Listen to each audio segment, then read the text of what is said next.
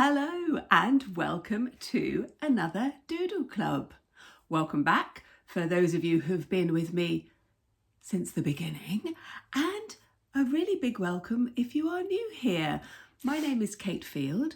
I'm an artist and a teacher, and I just love sharing my ideas and my thoughts over my very long career, the things that have worked really well with my students in the past, and I'm always discovering something new, and I want to share that with you today. So in this Doodle Club, we're going to be exploring tessellation patterns. Now, I did a class last week in my local group with young children and young people, and we did tessellation patterns, and it was great fun, and I thought that's what I'm going to do in this week's Doodle Club.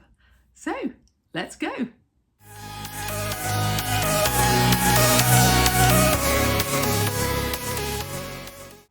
So what is a tessellation? Well, it's a regular pattern made up of flat shapes that are repeated and joined together without any overlapping. And you will have these somewhere in your house, almost certainly. So the tiles on the floor or on the wall in the kitchen or in the bathroom, the brickwork of your house, perhaps a mosaic, but where you have a shape that is then repeated and there are no gaps, that is a tessellation, and that's a regular tessellation, and I absolutely love them. But when we can get really creative and really exciting, we can produce some very, very original work. Of course, the most famous artist, I think, for tessellation art was MC Escher. And this book I've had for a long time, and I use it a lot for my students. And you will recognise some of these images almost certainly. Just take that one out there. Escher took the idea of a tessellation even further. Some of his pieces are regular tessellations, like this one. So each image links with the other. Others evolve and spread out. So we have this gorgeous thing. This is called the sea and the sky, of the fish going into the swans. And some go from an abstract shape into the natural shape. Now, Escher was working in the 1930s, 40s and 50s. He studied graphics and was a graphic artist as well. And I absolutely love his work. I just find it very exciting, and I love showing students his work. This is one of my students' favourites, these sort of angels and devils. I love it. It's very, very clever. And this one, where he started off with the abstract and then broken out into the butterflies. So what we are going to do today is to create a basic shape that you then repeat so that you understand the principles, and then you can do your own thing. These are some of the patterns that I did last week with a group of students, which was great fun. And they look quite complicated, but actually they're really not. So this one here has just been made using this template, and I'm going to show you exactly how to make something like this. And as you can see, that is the template that all fits together. And the other thing that we're going to do is to put some colour on our tessellation patterns and see what happens. The materials you're going to need are some cardstock. I would quite often just use like a postcard type weight.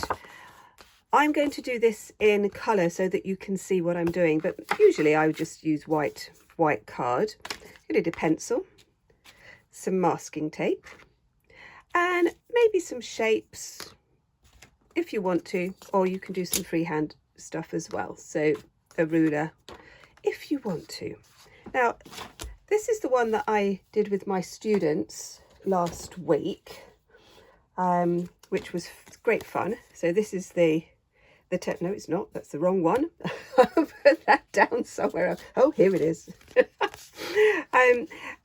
the idea, I'm going to do this using a marker pen. You could use a pencil. I just want you to see clearly what I'm doing. I'm also going to do this freehand, and again, if you want to use a ruler, you do that. Now the first thing I'm going to do is to create a shape on one of the edges. Doesn't matter which edge, but just choose one edge, and I'm going to do a simple square or rectangle. Don't make your shapes too complicated, because it doesn't really lend anything to it, and it just makes things a little bit messy. Quite often the most simple shapes are the most effective. So I'm going to do that shape there, and then I'm going to do sort of a loop, which, you know, it's not perfect circle, that's fine. Now I'm going to cut these out. Yes, I forgot to mention scissors. You need to have some scissors. We're going to just cut these out. Now it's very important when you cut it out, that you keep it the right way round. So in order to do this, I'm just going to do a little cross here, and I'm just going to do a cross on here so that they're both on the same side. Because what we're going to do now is we're going to line this up, and we're going to stick it there using the masking tape. I've cut this one out, and I'm going to stick it here. Just line it right on the edge with a bit of masking tape. So this is our first shape. My next shape is going to be a triangle. I'm going to be cutting that out, and I'm going to be sticking it over here, maybe over there. Yes, I've just had another thought of what could work really well. I'm just going to cut off that corner.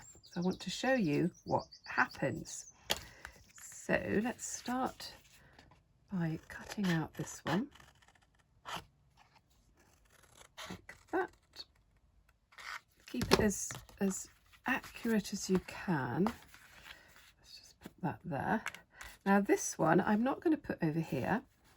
I'm going to put it down here a little bit. I'm going to put that one there.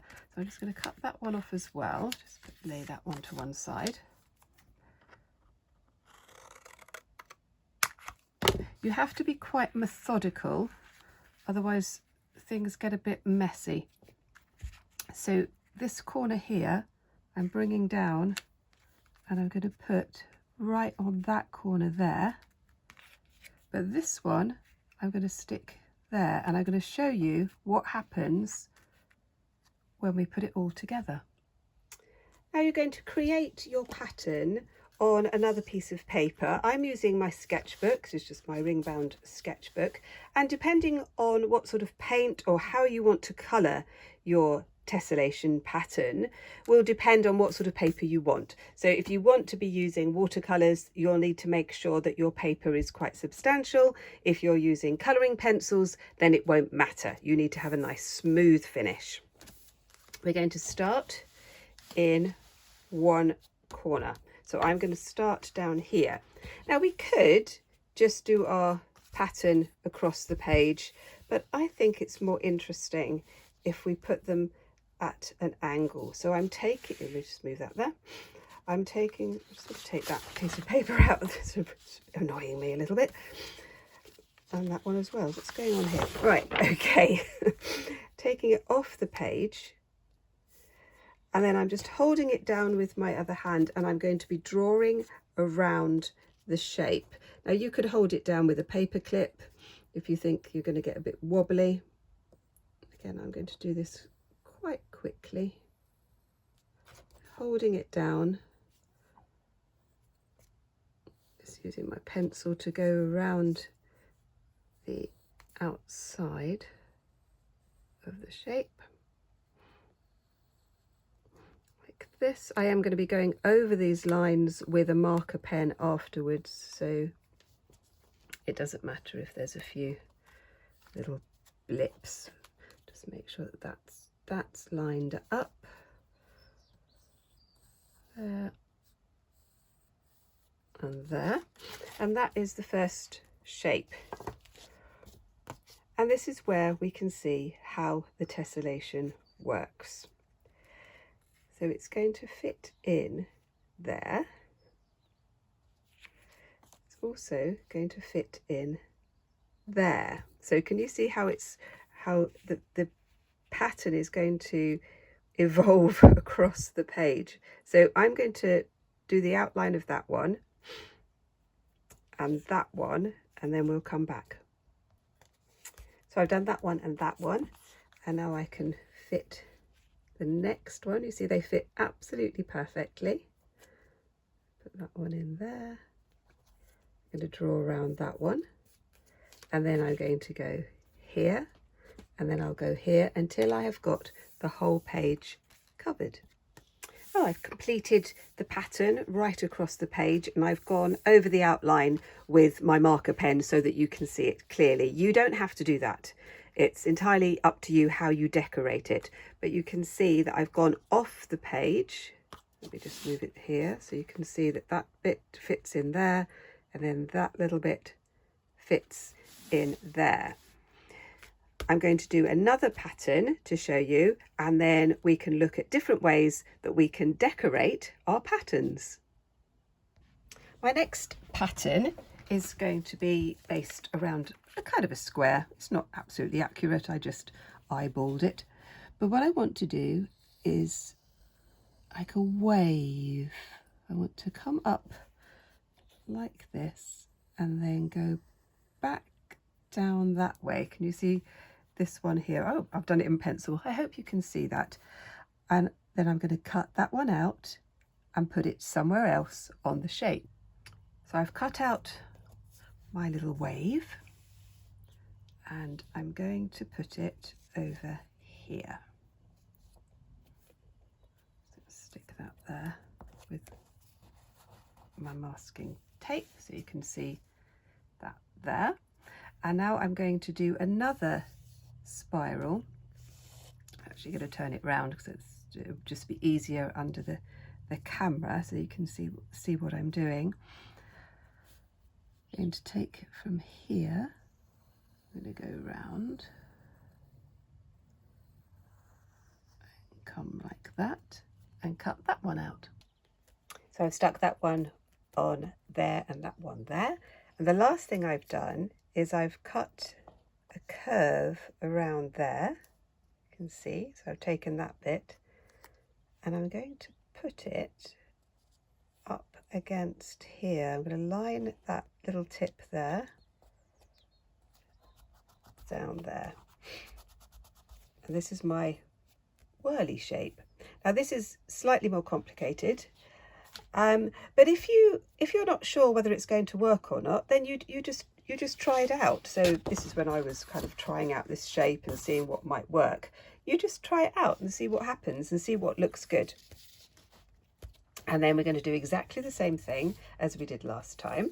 I'm going to turn it round to see which way I want to start the pattern. And I tend to start in this corner, but you can start in the top, or you can start wherever you want. It's your pattern. You can start right in the middle if you want to. I'm going to start down here, going this way, I think. Oh, no, I might go that way. And I'm going to do that across the whole page, exactly as I did before. So I completed my whole page. You can see that this little shape here has created this. It's quite a moving type of pattern, which I really like. And I'm going to do the colouring in bit to show you. And I'm going to use acrylic marker pens. You could use felt tip pens. You could use colouring pencils. You could go straight in with paint if you want to. But I thought, seeing as this is Doodle Club, I think we'll just do some doodles. What do you think? I think we're going to do that. So I'm just going to get myself comfortable. I'm going to start right in the middle. And this little shape here. And I think I'm just going to start off by doing some dots. And when we start to sort of decorate our shapes, this is when we can just let our mind relax a little bit.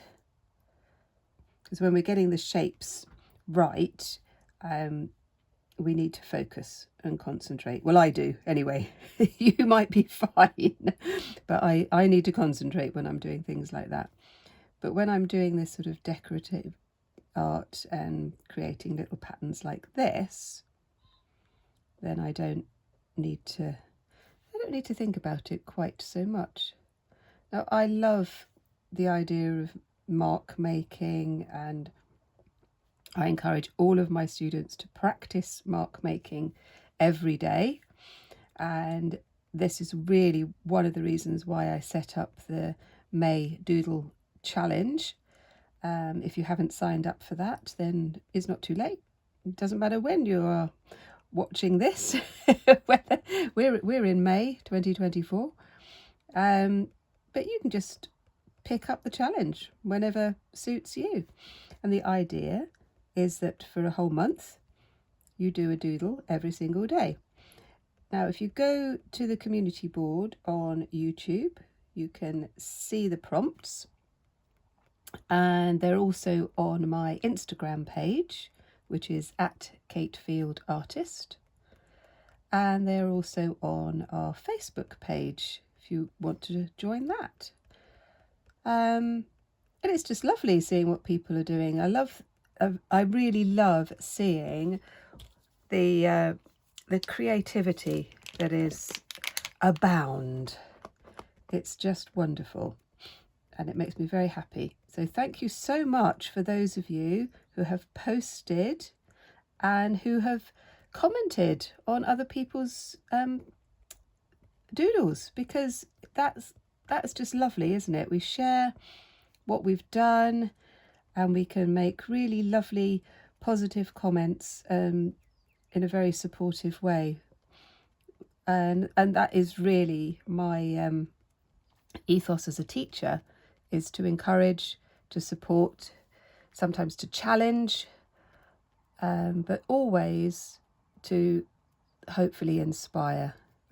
That is my goal, really.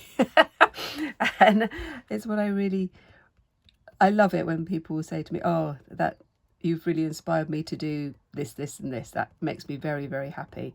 And that's why I absolutely love it when a student that I taught maybe 10, 20 years ago gets in contact with me and tells me what they're up to. That's just wonderful. I love it. And I am blessed to still be in touch with a lot of the students that I taught at school, who are now all grown up, and all of that kind of stuff. So that's my little dot one. This one, I think I'm going to continue with the blues, but I'm going to add a tiny little bit of pink. And I think with this one, I'm going to do some little wiggly marks, just putting in some ideas of patterns, keeping it quite loose, not thinking about it too much, just letting my mind drift. So if I come out with something a bit weird, that's why. I haven't talked about the weather, actually. Well, guess what? The weather changed. We had the most wonderful weekend. It was absolutely beautiful. And but now the rain has come back again. But that's okay, because that's why the countryside here is so very, very green. That's what I remind myself when I'm feeling, oh dear, it's raining again. But that's okay. So I'm going to put that in like that. And I'm just going to carry on with the little dots. You can make whatever marks you want, try out new things. Go in with a bit of paint if you want to. If we just show you. This one I started painting in my class with my students, and we were talking about warm colours and cool colours, and I just wanted to kind of do a very quick demonstration, but I particularly wanted to show them that it can still be a little bit messy and still be very effective. And also, once this is dried, I can go over the top if I want to, using marker pens, using felt tip pens, using a Fineliner pen. And that's what I think I'm going to do. Now, for this one, if I can find my marker pen, which seems to, here we go. Right. I like the idea of contours. So I'm just going to do like a contour all the way around. Oh, did you hear that crow? I've got this very, very noisy crow outside my window. Let's just bring that like that. Contours can make something really very interesting. We'll bring that like that. And let's just work on there. I think I just need to lean on this. Yeah, I'm just going to do like a spiral in there. Quite like that idea. Let's do another little spiral in here. And there. Where I live in southwest Dorset, we're on the Jurassic coast, and I live by the sea. I go down to the sea a lot, and we have fossils on our beach and lots of ammonites. So quite often we'll find an ammonite on the beach, which is amazing when you think that they are millions of years old. Fascinating. So these are reminding me of ammonites. It's lovely. If you haven't liked yet, that would be really nice, or subscribed, and feel free to share with somebody that you think might enjoy these tutorials as well. It all helps to build the channel so that I can reach more people and we can share our creativity, which is what I just love to do. Go around like that. So there's lots of ways that you can create your tessellation patterns, and I would just love to see what you get up to. That would just be wonderful. Let me know in the comments what you think of this tutorial, and I'm going to just work on these two a little bit more, and I'll show you what I do at the end. Well, I did have fun with this one, and I think I might just do some more little doodles on it. I'm quite liking these lemon, pink and blue combination. I think that works quite well. What colours did you use? And I'm just going to go and grab my other one. So with this one, I've done a combination of watercolours and the Fineliner pen and the marker. And again, I might do some more things with this, or I might just leave it for a while and come back to it. I did actually take this out because I needed to leave it to dry. So what I might do is cut some pieces out of it as a collage and put it into my other sketchbook. I think I might do that, and then I can show you next time.